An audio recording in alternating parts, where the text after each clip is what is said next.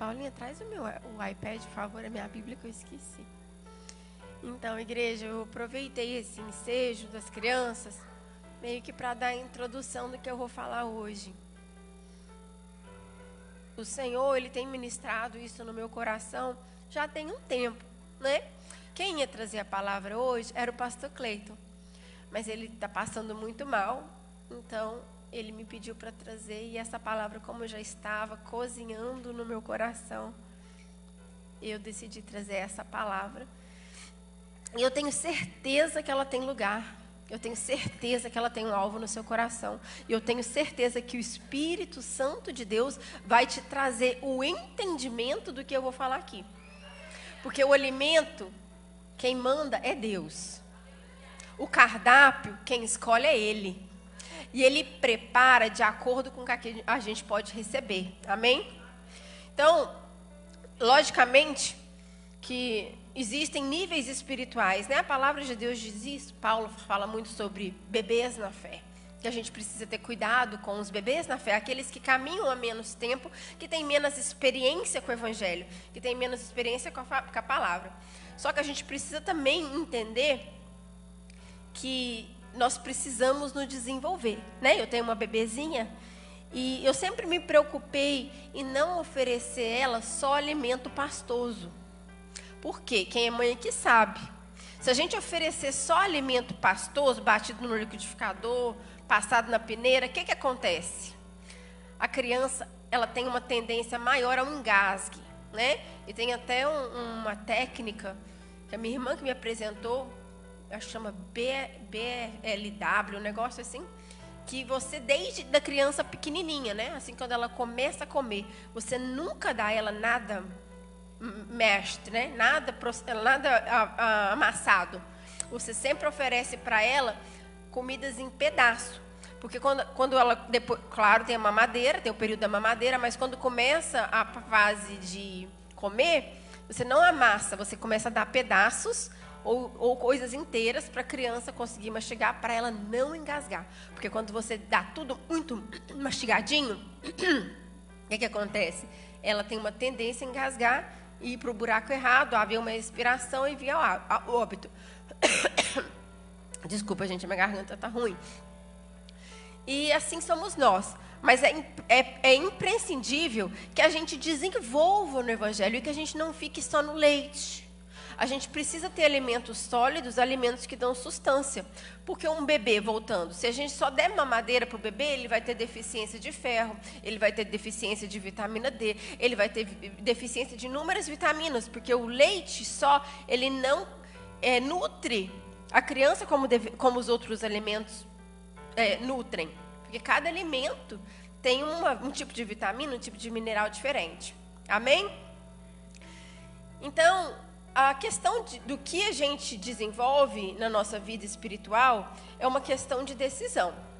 Então, eu decido ir para um nível mais alto, eu aceito aquele alimento mais sólido, eu aceito aquilo que às vezes não agrada o meu paladar, mas porque eu entendo que aquilo vai me trazer uma nutrição necessária para eu crescer, para eu desenvolver, né? Então, como as suas decisões em 2025 podem impactar diretamente o curso da sua vida?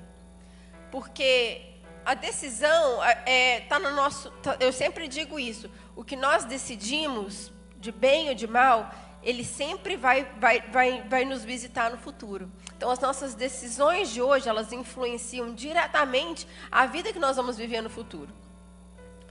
Então, primeiro, para entender esse desenvolvimento de Deus, a gente tem que entender algo. Qual o propósito de Deus com a humanidade? Qual o propósito de Deus com a minha e com a sua vida? Por que Deus te trouxe aqui? Por que Deus te fez um ser vivo? Qual que é o propósito de Deus? E a palavra de Deus em Efésios diz: pois somos obra de Deus, criados em Cristo Jesus para fazermos boas obras, as quais Deus preparou antes para nós as praticarmos. Quer dizer, eu já disse isso aqui alguns cultos atrás, Deus já sabia onde você ia viver, Deus já sabia com quem você ia casar, Deus já sabia onde você ia trabalhar, a vizinhança que você ia ter, a igreja que você ia congregar. Isso estava tudo antes já preparado por Deus. Só que será que se Deus olhar para mim e para você, né, como obra dele, será que a minha vida e a sua vida estão glorificando Ele através das minhas atitudes, através dos meus hábitos, através dos lugares que eu frequento, do que eu assisto, do como eu gasto meu tempo? Ou será que quando Ele olha para mim e para você, Ele sente vergonha ou repúdio? Ou Ele sente pena? Porque Ele gostaria de, nesse tempo, Ele já está nos dando alimento sólido, mas eu continuo, eu tendo a engasgar toda vez que Ele tenta me ensinar algo diferente. Eu fujo, eu cuspo fora, eu não quero aquele alimento, eu quero só aquilo que me agrada, aquilo que sacia a minha carne, que é confortável para mim. Então, quando a gente enxerga isso e entende que nós precisamos evoluir em Deus, que a gente precisa amadurecer em Deus, a gente passa a olhar para nós mesmos. A gente põe uma lupa sobre nós e analisa como a gente tem levado a vida que Deus nos deu. Como nós temos empreendido nas oportunidades que Ele coloca todos os dias à nossa frente. Como nós temos nos relacionado com pessoas. Do que temos falado, com quem estamos sentando na mesa, como estamos tratando as pessoas que estão à nossa volta. Nós olhamos para nós mesmos, e quando nós olhamos para nós mesmos, acontece algo tremendo. A gente sai do lugar de vitimação, do crente coitadinho, que é vítima de todos e de todo mundo, que é um injustiçado, que é um perseguido. E a gente olha para os nossos defeitos. E a gente entrega para o Senhor. Senhor, eu quero ser melhor.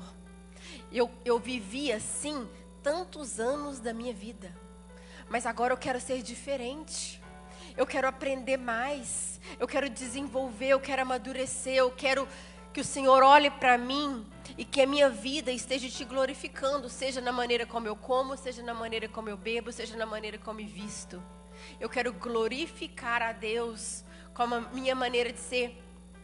E quando a gente faz isso, a gente lembra do salmo, do salmo que diz: Pai, sonda-me, olha para mim e vê se há em mim algum caminho mau e me revela. Mostra para mim se tem algo na minha vida que não está te agradando e me ajuda a renunciar a isso. E o tempo todo, desde o princípio, o Senhor nos oferece um alimento.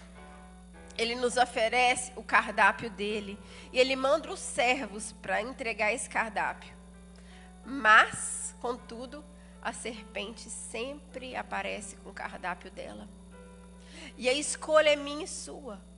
Comeremos o cardápio da serpente, que nos afasta de Deus, ou buscaremos o maná do céu, que está na palavra de Deus. Então, como eu disse, cada alimento, ele fornece um tipo de vitamina, um tipo de mineral diferente, né? Na minha casa, a Ailinha, ela é uma pick eater. Ela tem resistência de experimentar coisas novas.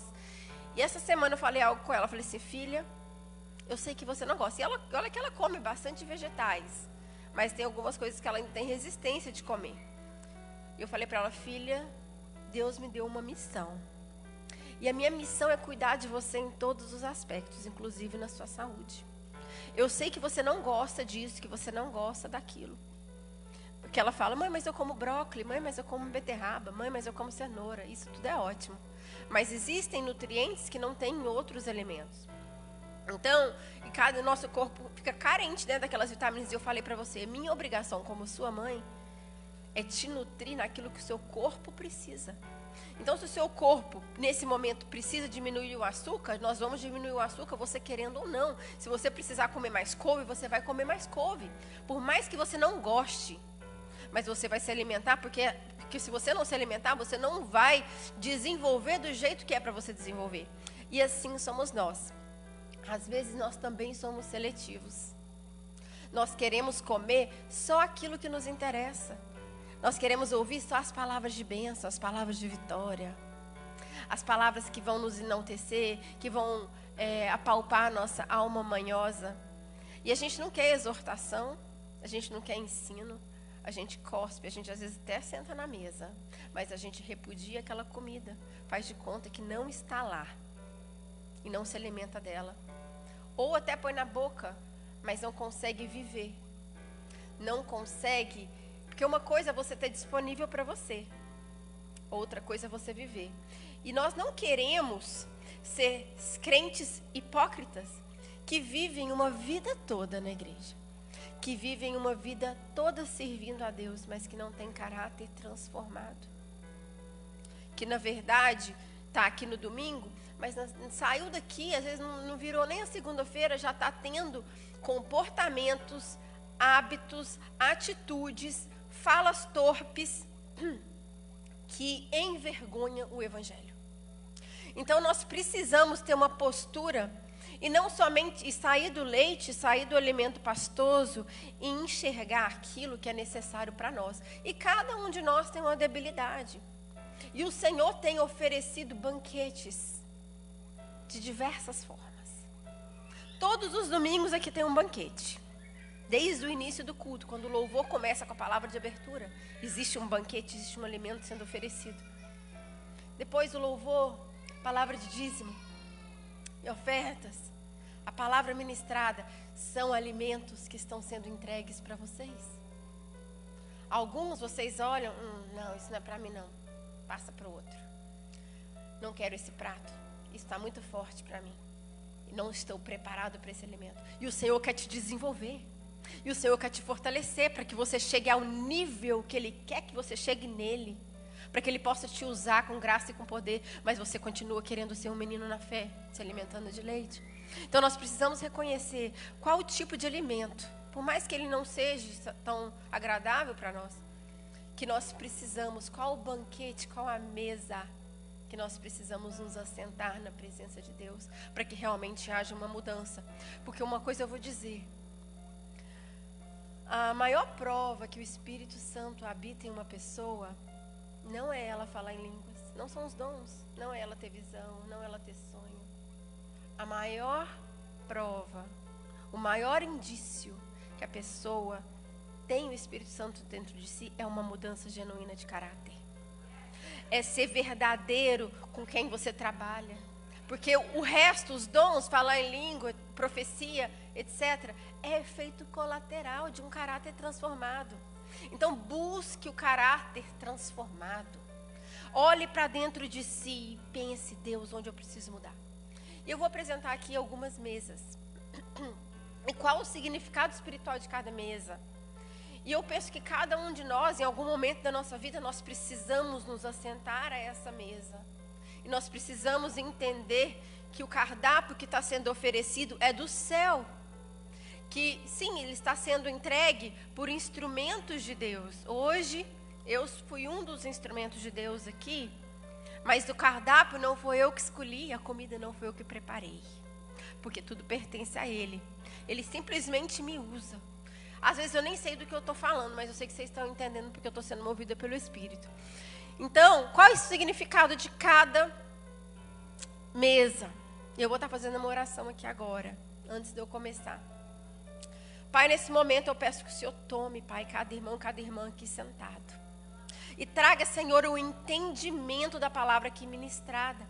Que eles possam, Senhor, digerir e absorver todos os nutrientes, Senhor, através do banquete que o Senhor está derramando para nós aqui hoje.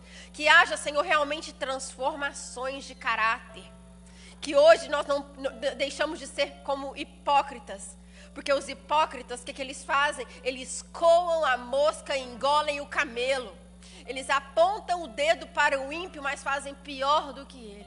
Nós não queremos ser assim, Pai. Nós não queremos ser como os fariseus hipócritas. Nós queremos ser legítimos, conhecidos como filhos de Deus, como obra-prima do Senhor. para a tua honra e para a tua glória. Então, Senhor, nos revele em mim, Pai. Revele em meus irmãos, nos traga um entendimento daquilo que nós precisamos abandonar, que precisamos renunciar, de como nós precisamos nos posicionar a partir desse ano. E que esse ano seja um divisor de águas. Antes eu era uma pessoa em 2024, a partir de 2025 eu sou uma pessoa transformada pelo Espírito Santo, preparado para a boa obra que Deus me chamou para fazer antes do meu nascimento. Porque Deus preparou antes tudo. O problema é que nós deixamos de fazer coisas e aceitamos o cardápio da serpente e dispensamos o cardápio de Deus. E o que isso faz? O que aconteceu com Adão e Eva quando aceitaram o cardápio da serpente? Eles foram separados de Deus. E quando a gente é separado de Deus, não acontece de uma hora para outra. Normalmente é como Sansão, a gente ainda acha que porque Deus está dando força para a gente rasgar o leão, a gente ainda acha que está na presença de Deus, que Deus está se agradando com a gente, mas não. Porque o que acontece quando nós aceitamos o cardápio da serpente, existe uma separação, e é como se a gente estivesse dirigindo um carro na reserva. Você acha que o carro está na reserva e que você vai continuar andando, só que uma hora a gasolina acaba. E você fica no meio do caminho e tem que alguém lá te resgatar. E você não quer que isso aconteça com você, você quer ser o resgatador. Aquele que resgata quem está perdido, aquele que resgata quem está caído. Mas não queira estar no lugar de quem está ansiando por ajuda, ansiando por resgate. Seja o resgatador, um instrumento de Deus, não o resgatado. Então, quais são as mesas? A primeira mesa que eu queria apresentar para vocês é a mesa da renúncia. A mesa da renúncia, ela é algo pessoal, que ela é entre Deus e você. Às vezes Deus vai fazer você renunciar a coisas que são lícitas, que não tem problema, que não são pecados. Outras vezes são coisas que são pecados, que vão literalmente, você sabe, você tem a consciência que vai te separar de Deus. Como vícios, né, como hábitos que não agradam a Deus. Então, esses você sabe. Agora, às vezes, Deus vai te pedir para parar de fazer algo que, tecnicamente, não tem problema. Mas ele vai ser uma exigência, por quê? Porque ele sabe que aquela área, de alguma maneira, está consumindo o seu tempo, está te distraindo. Então, os outros podem fazer. Não tem problema para os outros fazer. Mas para você, não. Como ele disse para Timóteo. Timóteo, os outros podem. Através de Paulo, né? Mas você não. Tu, porém, não. Isso aconteceu comigo. Eu até compartilhei aqui com as meninas da coreografia, né, Sofia? Que eu tava... Eu gosto muito de Nutella, muito mesmo. Eu como Nutella na colher. E eu falei assim, eu preciso mudar isso. Porque eu vou dar diabetes. E depois eu não vou poder comer mais. Então... Eu faço um waffle de banana, tal, e eu estava comendo com mel, não estava comendo com Nutella. Aí tinha muito tempo que eu não comia Nutella, eu falei assim, hoje eu vou comer Nutella. Aí eu fui, fiz o waffle, passei Nutella, passei muita Nutella. E sentei na mesa, eu estava fazendo meu devocional na hora, eu fiz meu chá, meu waffle, aí eu estava lendo o versículo. Assim, o versículo, se você for parar para pensar, não tem nada a ver, entende? Não tem nada a ver com alimentação, não tem nada a ver com isso. Mas a hora que eu li, foi igual uma flecha. Você pode comer. Não tem nenhum problema você comer, mas você não vai comer hoje, porque eu preciso falar com você. E na hora eu olhei pro negócio e falei assim, meu Deus, mas tem muito tempo que eu não como. Não tem problema eu comer isso. Não é pecado eu comer essa Nutella. Mas o Senhor falou comigo, hoje você vai renunciar. Gente, desde então eu não como Nutella, eu nem sinto vontade mais. E eu lembro que na hora eu fiquei triste. Na hora, porque eu queria comer, né? Tinha muito tempo que eu não comia. Eu lembro, aí eu ainda falei com Deus assim, mas é para eu jogar fora? E ele disse, não. As suas filhas podem comer, mas você não. Então tem coisas que o Senhor vai pedir para você. Não vai pedir para sua esposa. Tem coisas que Deus vai pedir para você, não vai pedir para o seu grupo de amigos. Porque é algo entre você e Deus. Lucas 9:23 diz, e Jesus disse, se alguém me quer seguir, renuncie a si mesmo, tome a sua cruz de cada dia e siga-me. Então, cada um tem uma área diferente que precisa ser trabalhada. Cada um tem algo que precisa renunciar para se aproximar mais de Deus. E é interessante isso, porque quando eu estava estudando sobre isso, Deus falou muito comigo sobre a mesa de Daniel. Né? Que Daniel, isso foi bem no início, quando a gente pensa em Daniel, a gente pensa, né, na estátua, né? A gente pensa também na história de Sadraque, Mesaque e Abednego, na fornalha, né? A gente pensa na Daniel na cova dos leões, a gente sempre pensa nisso, né? Só que esses acontecimentos, eles aconteceram mais para o final da vida de Daniel. Para ele viver o que ele viveu lá na frente, para ele conseguir, né, passar, por exemplo, da cova dos leões, ele teve que fazer coisas no início da vida dele, no início da caminhada dele. Então, no primeiro capítulo de Daniel, diz o seguinte, né, depois que eles foram trazidos, né, para a Babilônia, Nabucodonosor determinou que recebessem de suas próprias cozinhas uma porção diária de alimento e vinho. Os rapazes, no caso Daniel, Ananias, Misael e Azarias, acho que eu pus a foto deles aqui. A leitura está nesse texto aí, do capítulo 1, a partir do versículo 5. Daniel, Ananias, Misael e Azarias, todos da tribo de Judá, estavam entre os escolhidos. O chefe dos oficiais lhe deu os novos nomes babilônicos. Daniel passou a ser chamado Beltesazar, Ananias de Sadraque, Misael de Mesaque, Azarias de Abednego. Daniel, porém, decidiu não se contaminar com a comida e o vinho que o rei lhes daria. Pediu permissão ao chefe dos oficiais para não comer esses alimentos, a fim de não se contaminar. Deus havia feito que o chefe dos oficiais mostrasse compaixão e simpatia a Daniel. Apesar disso, Apesnaz disse: tenho medo de meu senhor, o rei. Ele determinou o alimento que vocês devem comer e o vinho que devem beber. Então, resumindo a história, o que aconteceu? Ele fez o acordo com o servo do rei. O servo do rei estava meio receoso de dar o alimento, só os vegetais que ele tinha pedido, porque estava com medo dele ficar enfraquecido. E o rei queria ele com vigor, porque a intenção do rei era que ele servisse ao palácio, que ele servisse ao rei. Então, ele não poderia estar fraco, porque não estava se alimentando com a comida que o rei queria. Então, ele disse: faça um teste. Me dê 10 dias somente vegetais. E que se em 10 dias eu estiver diferente do resto dos rapazes que estão comendo a comida do rei, faça como quiser, eu posso voltar a comer a comida do rei. Mas se eu estiver bem, eu continuo comendo as minhas verduras. E passou os 10 dias, o servo do rei verificou que eles não somente não estavam fracos, mas eles estavam aparentemente mais saudáveis do que os outros rapazes que continuaram a comer da comida do rei. E passado o tempo, quando o rei foi escolher quem serviria no palácio, olha o que aconteceu.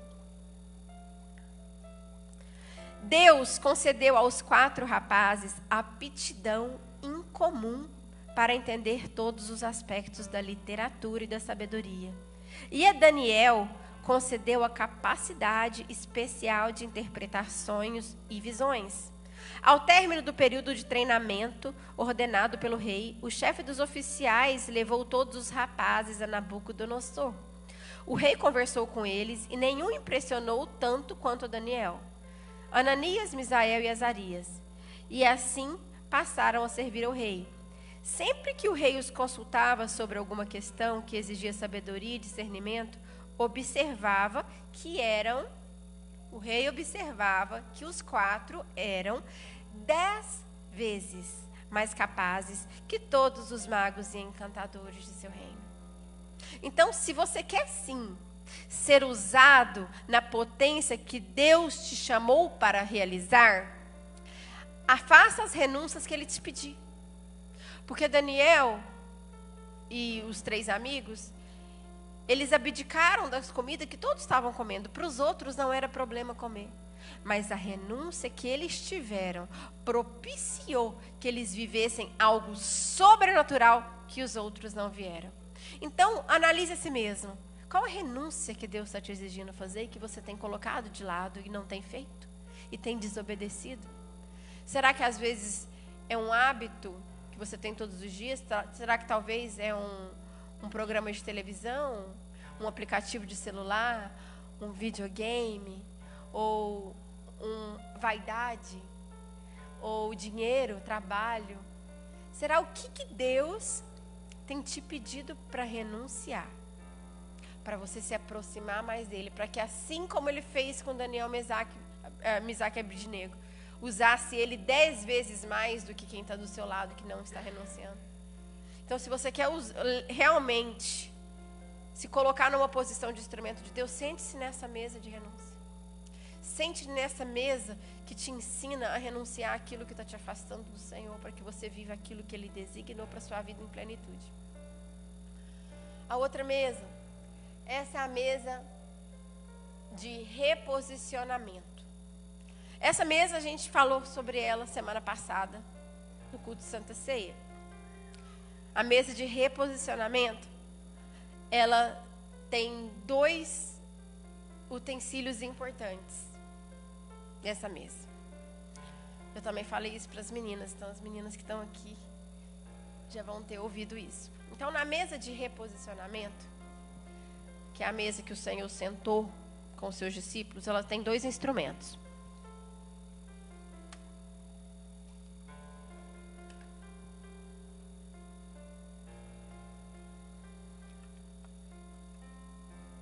Ela tem um espelho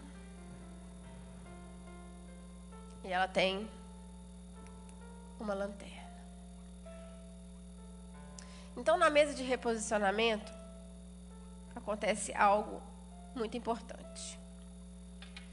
Nesse texto de Mateus, se vocês quiserem abrir, está em Mateus 26, acontece algo importante.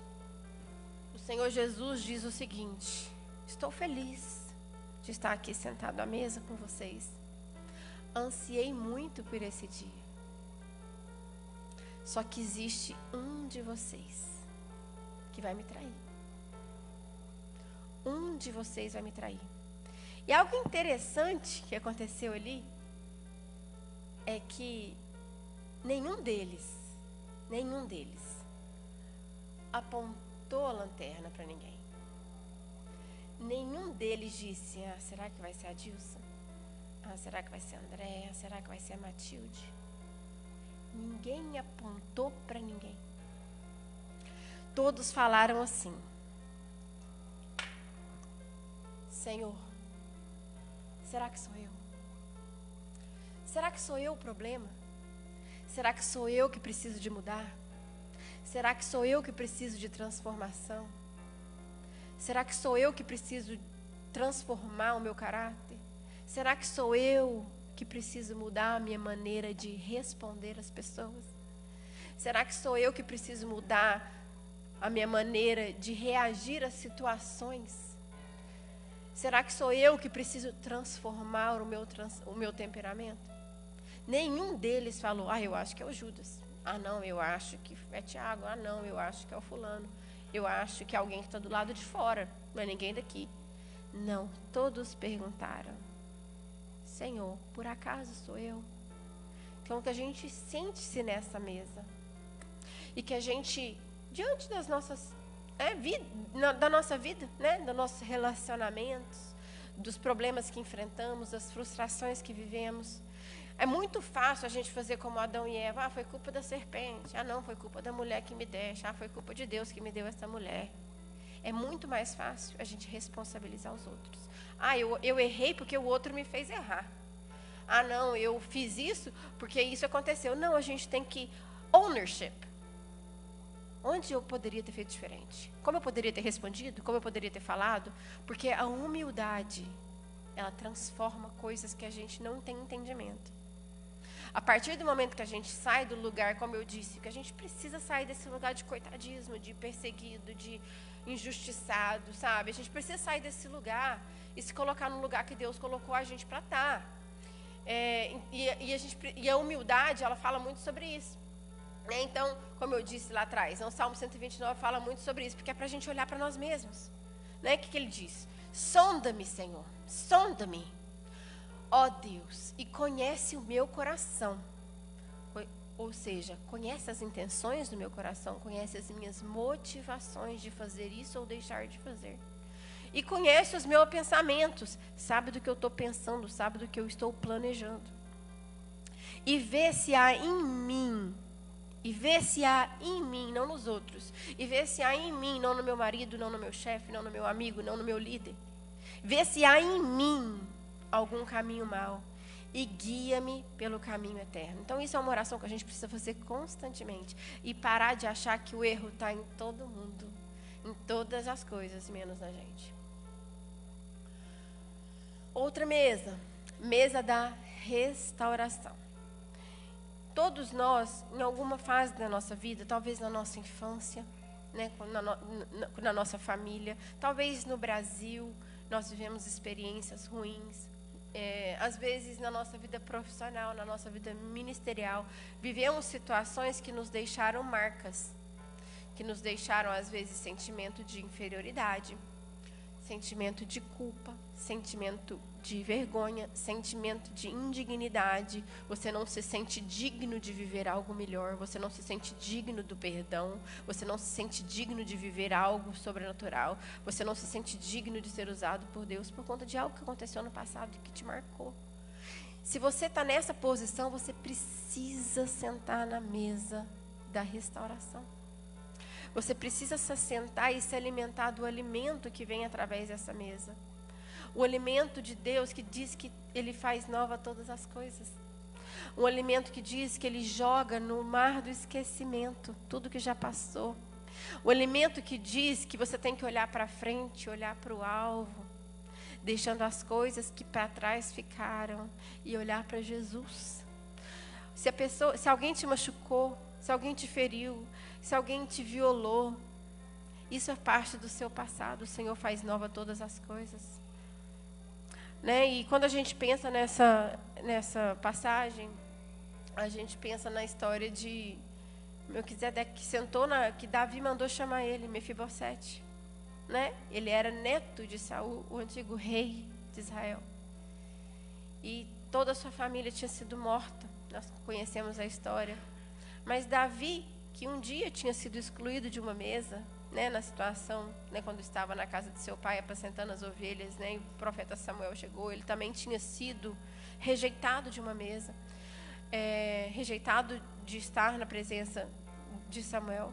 Mas Samuel manda chamar e ele diz: ninguém come até que ele chegue. Então, movido por misericórdia e compaixão, ele diz: tem alguém da família de Saul que eu possa abençoar?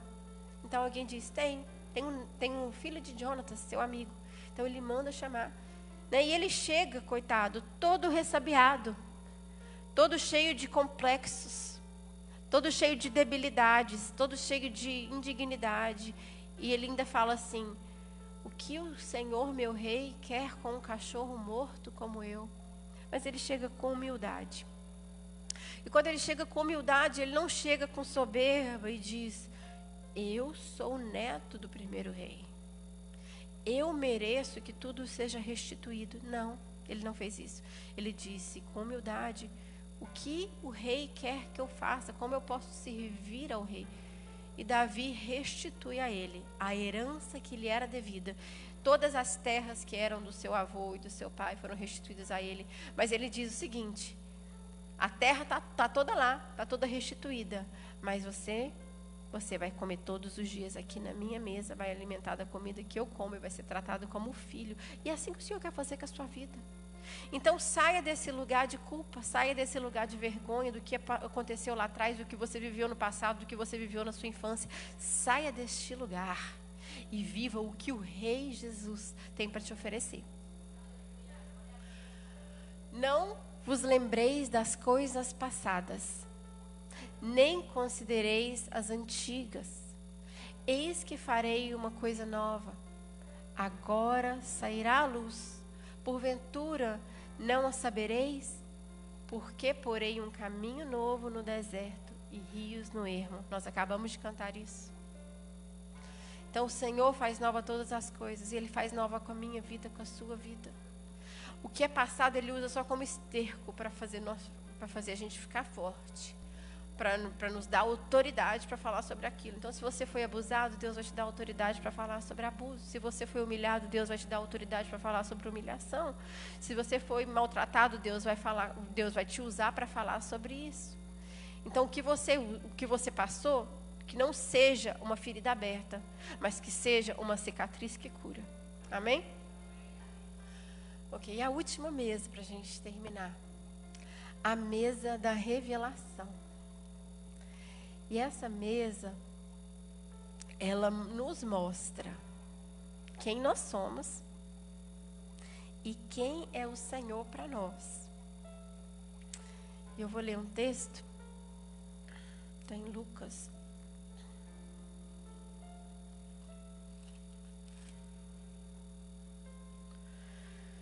E eu vou ler a partir do verso 13.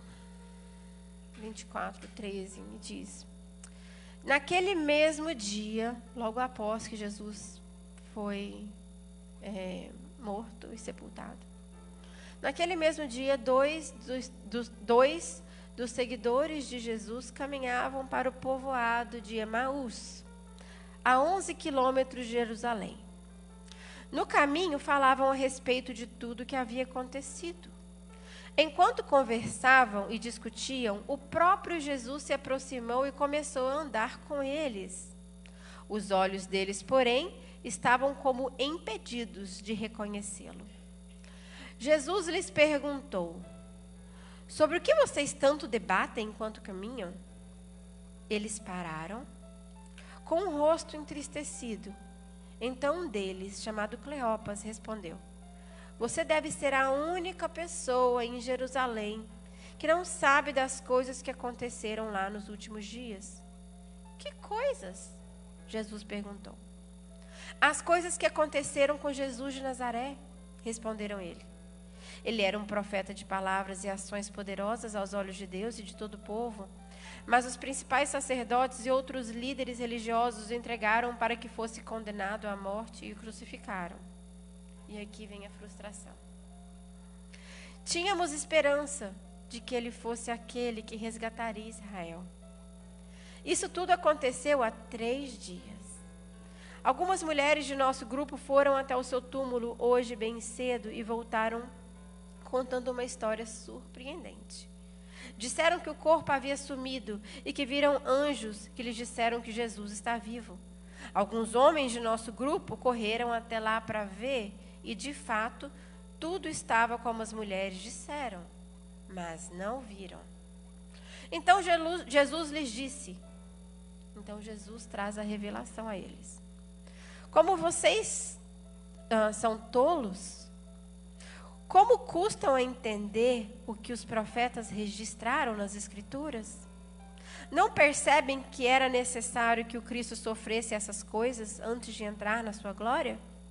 Então Jesus os conduziu por todos os escritos de Moisés e dos profetas, explicando o que as Escrituras diziam a respeito dele. Aproximando-se de Emaús, o destino dele, Jesus fez com quem seguiria a viagem. Mas eles insistiram: fique conosco essa noite, pois já é tarde. E Jesus foi para casa com eles. Quando estavam à mesa, ele tomou o pão e o abençoou. Depois partiu-lhes e deu. Então os olhos deles foram abertos e reconheceram nesse momento, e ele desapareceu.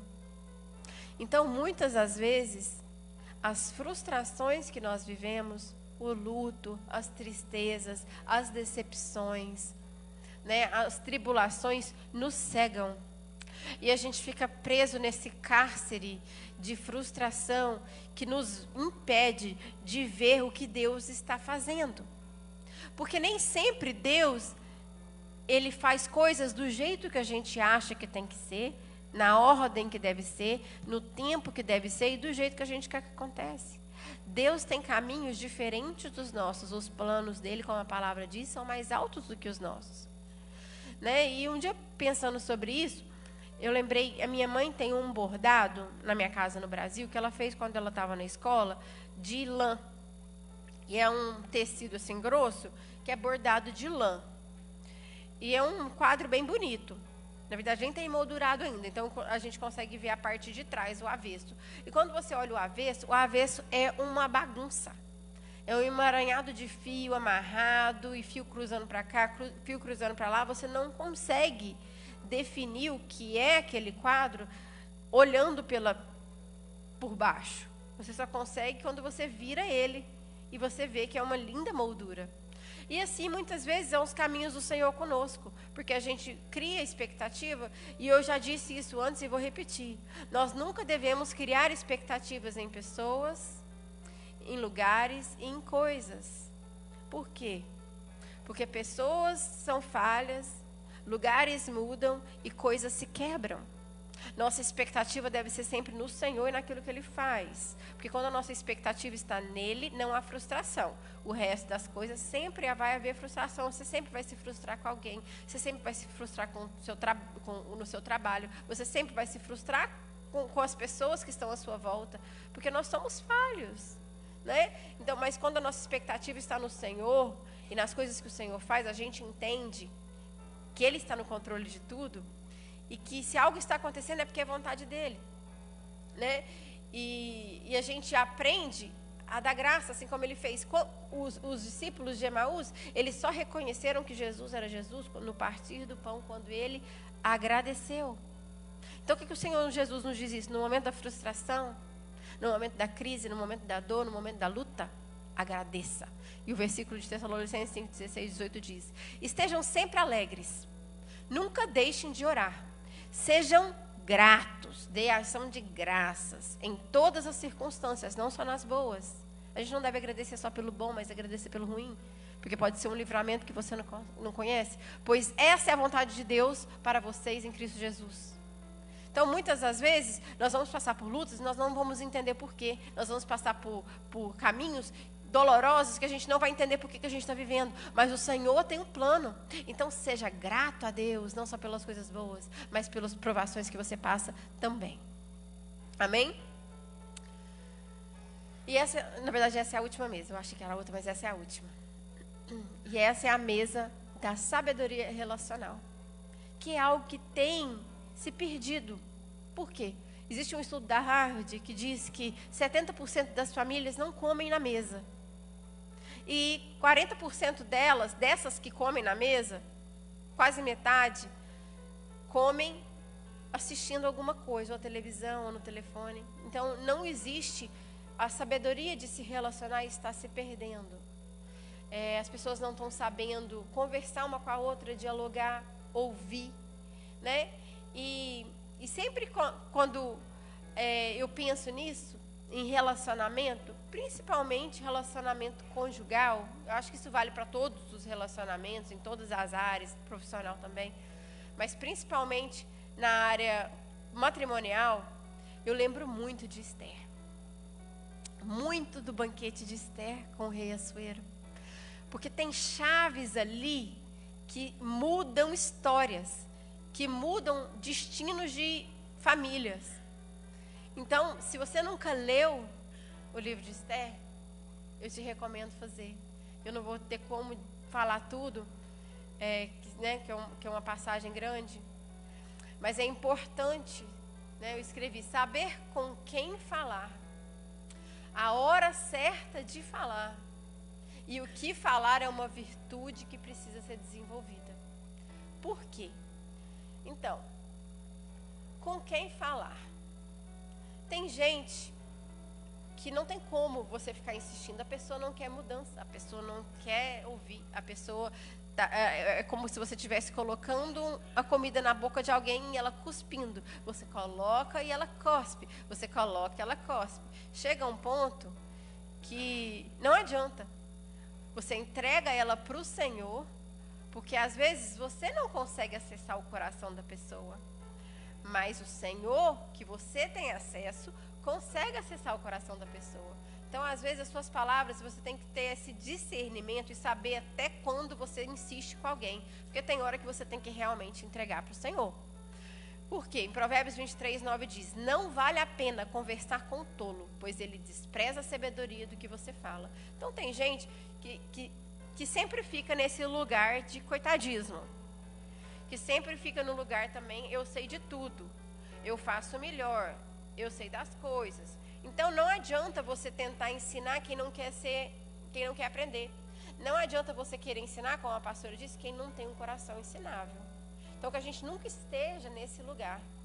Que a gente seja sempre humilde, de colocar os outros sempre melhores do que a gente, né? E sempre entender que existe sempre algo para a gente aprender. A gente nunca vai saber de tudo, né? E Jesus diz algo que, quando eu estou passando por esse tipo de situação, quando a gente vai insistindo, e a pessoa está sempre rejeitando aquilo, eu lembro disso, Mateus 7,6. Não dê pérolas aos porcos. Por quê? Porque eles vão pisar nas pérolas. Eles não sabem o valor das pérolas. E o que é a pérola? A pérola é aquilo que você viveu, aquela luta que você enfrentou, aquela dificuldade que você venceu no Senhor. Porque é isso que a pérola faz. Ela pega uma areia, que é algo que machuca ela, e ela envolve ela numa mucosa e transforma ela numa pérola. Então, aquilo que veio para ferir a ostra, ela transforma em uma pérola, ela transforma em uma joia. E quantas joias cada um de vocês tem? Quanta sabedoria Deus deu para vocês através da vida que vocês já tiveram na presença do Senhor. E às vezes vocês ficam jogando as pérolas de vocês a quem não quer ouvir. Vocês ficam perdendo o tempo de vocês jogando pérolas aos porcos, gastando a energia de vocês com quem não quer saber de Jesus. Então gasta a sua energia, porque às vezes a gente se sente, até eu já falei isso antes também, às vezes a gente se sente uma laranja espremida, que as pessoas querem sugar. Mas aquelas pessoas não querem mudança, aquelas pessoas não querem transformação. Elas colocam fogo nas próprias vidas e te chamam para apagar. Elas não querem transformação. Então pare de gastar o seu tempo, a sua energia, as suas pérolas com quem não quer saber de Jesus. Não estou falando que a gente não deve evangelizar, isso é totalmente diferente. Eu estou falando de pessoas que já têm uma caminhada, que já têm experiência, porque a gente precisa ter esse entendimento que não é tempo de igreja que determina a maturidade de crente.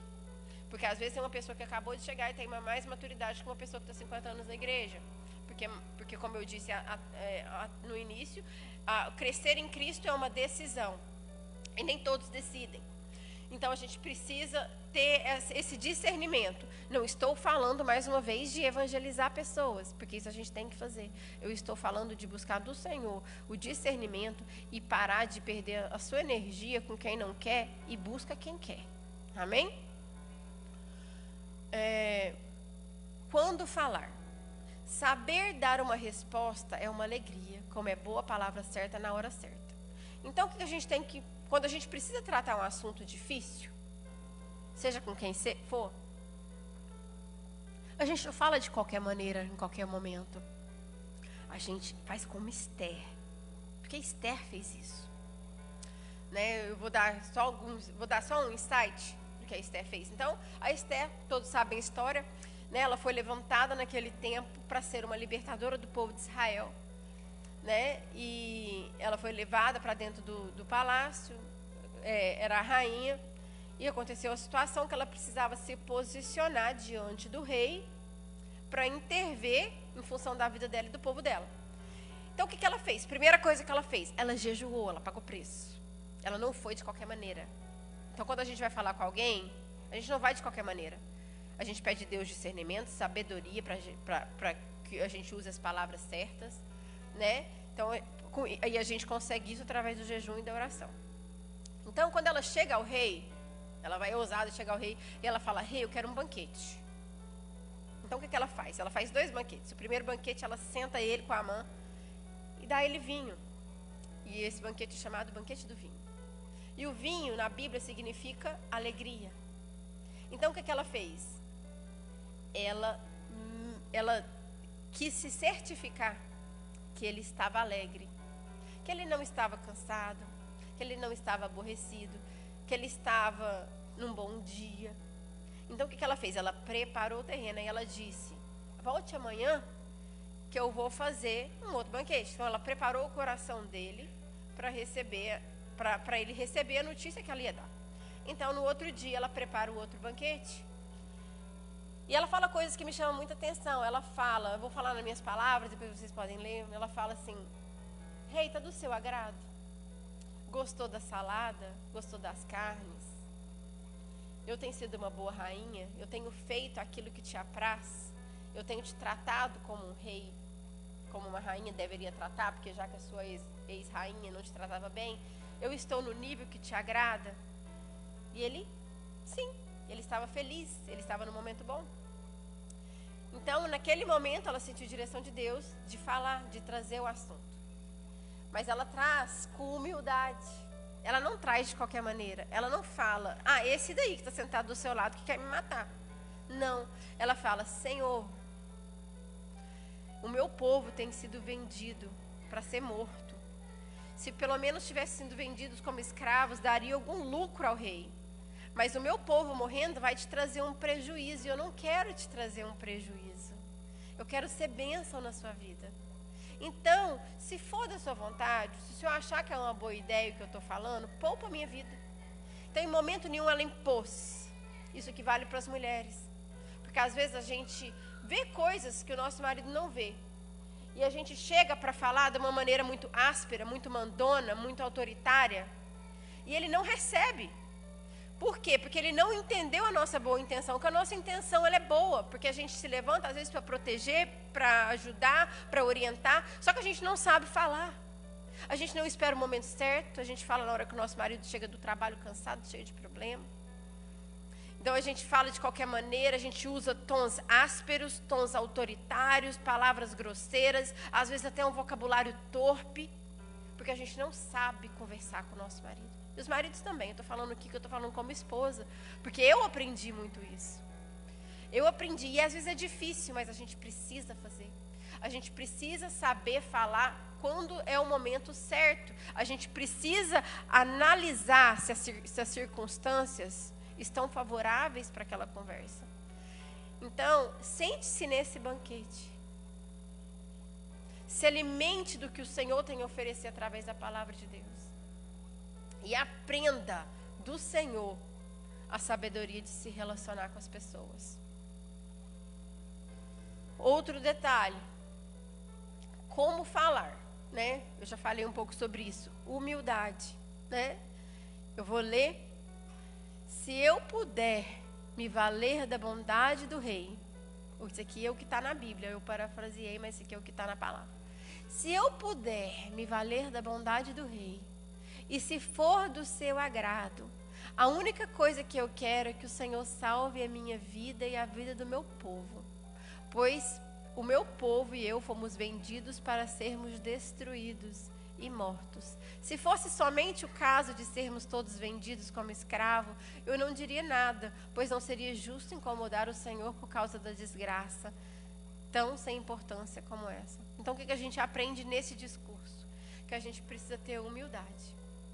Que a gente precisa ter serenidade e que a gente precisa ter submissão em qualquer relacionamento, seja com o seu esposo, a sua esposa, seja com o seu patrão, seja com o seu líder, seja com o seu amigo, seja com o seu vizinho. Quem é humilde nunca perde, porque a palavra de Deus diz que Deus faz o que com os humildes?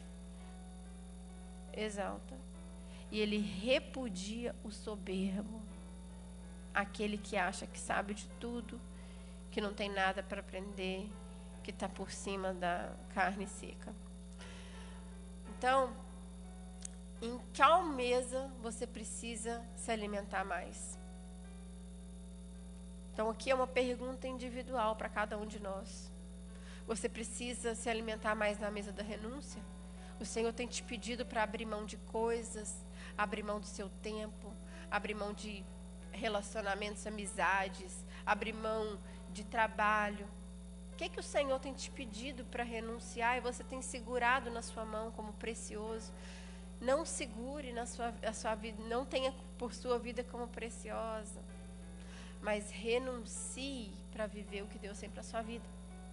Você precisa se sentar na mesa do reposicionamento, naquela mesa que você vai parar de olhar para os outros e caçar defeito com a lanterna em todo mundo. Ou você vai sentar na mesa e vai olhar para você mesmo e vai tentar buscar em você qual é o problema. Vai tentar buscar em você em que você precisa melhorar. Você precisa sentar na mesa da revelação, porque a sua vida é só murmurar. A sua vida é só chorar pelos cantos. A sua vida é só esperar o pior. A sua vida é só reclamar do que foi, do que é e do que vai ser. Ou você precisa se colocar num lugar de ser mais grato. De ser grato em todas as circunstâncias, nas boas e nas ruins. Na bonança ou na escassez. Na saúde e na enfermidade. Porque tudo, gente, tudo, não existe nada que não esteja debaixo do controle do Senhor. E Ele sabe de tudo. Às vezes, para nós, como eu dei o exemplo do quadro da minha mãe, parece uma bagunça. Parece que não tem saída, parece que não faz sentido. Mas o Senhor sabe o propósito. Então, seja grato. Se você precisa sentar na mesa da revelação, se sente mais. Coma do banquete do Senhor. Você tem um banquete na sua casa, que é a palavra de Deus. Logicamente, o Senhor vai continuar usando servos para trazerem a palavra a você. Mas você tem acesso total a ela.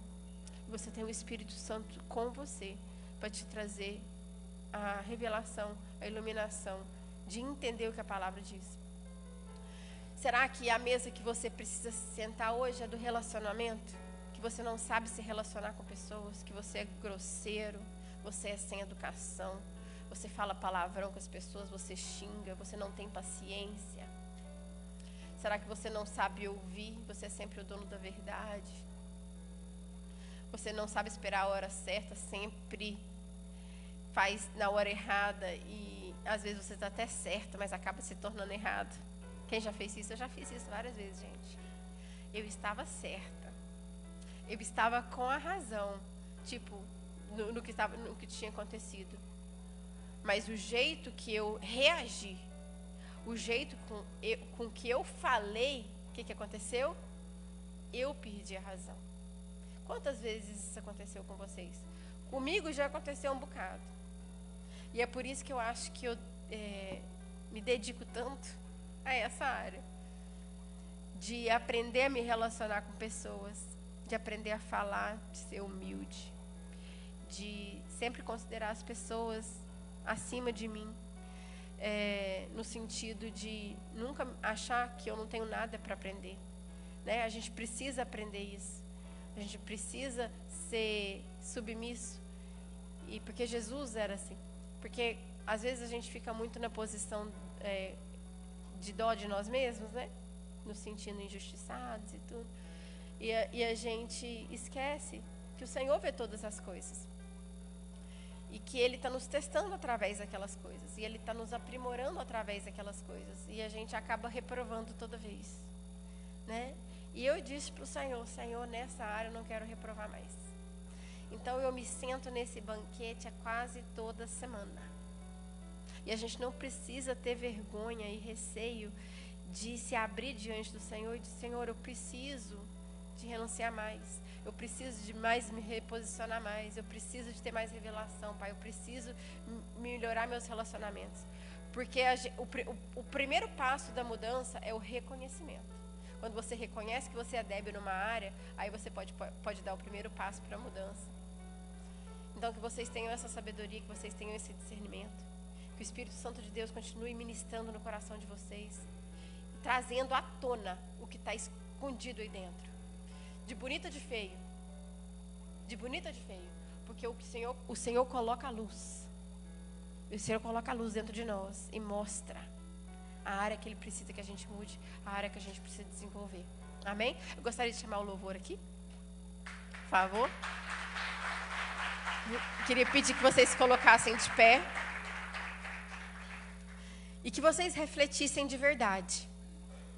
Porque eu não quero que nenhum de vocês, pelo amor que eu tenho por cada um de vocês, e pelo valor que a alma de vocês é para o Senhor, que vocês se percam, porque vocês têm se alimentado do banquete que o inimigo vem oferecendo todos os dias. Porque o inimigo, ele sempre traz algo oposto ao que Deus traz. Ele sempre traz uma bandeja, às vezes até parecida, mas Ele traz uma bandeja enfeitada, Ele traz uma bandeja cheia de guloseimas, que cada vez mais vai nos distanciando do Senhor. Normalmente são propostas indecentes, propostas de trabalho fácil, de ganhar dinheiro fácil. São coisas que vão nos tirando do propósito. Então, que o Senhor dê a visão de águia para vocês. E que vocês consigam, diante daquilo que o Senhor, como eu disse no início, qual o seu propósito nesse lugar? Qual o propósito que Deus tem com você na terra? Porque você não está aqui por acaso. Viva o propósito do Senhor. Pode contar. Então, viva o que o Senhor de antemão preparou para você. Viva o que Ele designou para a sua vida, não preso nas artimanhas de Satanás, mas se alimente da palavra. Quando um servo de Deus vem te trazer uma palavra que é amarga demais para você, entenda que é para o seu bem. Entenda que é para o seu crescimento. Entenda que é para o seu amadurecimento. E não cuspa, digira ele. Porque através dele, através daquele alimento, você vai se tornar mais forte, mais alimentado, para viver o que Deus tem para a sua vida. Amém? Vamos louvar, gente. Vamos tirar esse tempo de reflexão e pedir ao Senhor que Ele nos nutra com o cardápio dele. Amém?